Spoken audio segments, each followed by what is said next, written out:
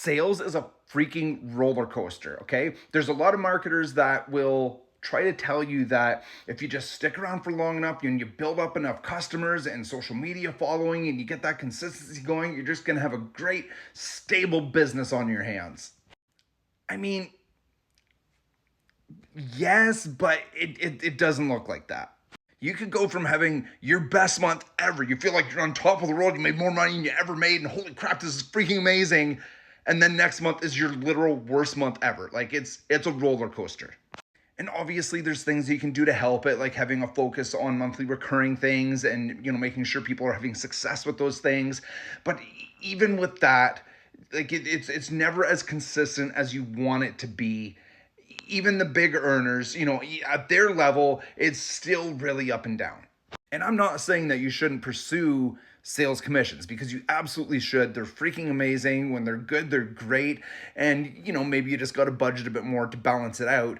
You should absolutely learn sales, though. It's an extremely high paying skill. But if you want the consistency and the stability, you shouldn't just do sales.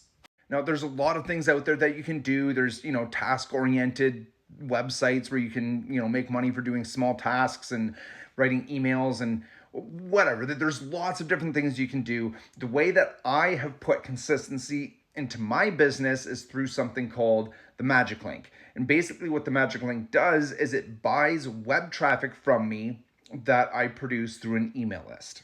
Now, the nice thing about getting paid for web traffic is that you don't have to worry about the monetization process, right? Like you don't have to take those clicks, that web traffic, and then figure out how to put the right offers in front of them in a way that's going to make them want to buy, right? You don't have to worry about that process.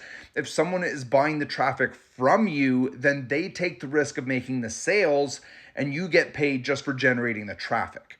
It's kind of like being the guy who was selling the shovels in the gold rush, right? You weren't taking the risk of finding the gold and hitting it big. You were just making your money selling the shovels to everybody that was taking the risk, right? And click percentages through an email list are much more stable than what sales numbers through social media can be, right? Because, over the weeks and months, you're going to see patterns in your email. And as it grows, it's going to, have certain percentages that it follows and it stays fairly consistent to within a range. You're not going to have those scenarios where you go from your best month ever and then it crashes and it's your worst month and then you're back up. It's, there's some fluctuation in it, but it's far more stable than sales. So that's why I like doing both together, because the sales obviously can give you the potential for those really big hits and the bigger numbers, but the web traffic and the email creates the consistency and the steady growth over time. And in my experience, that's just the best of both worlds. Hope you guys have an amazing day.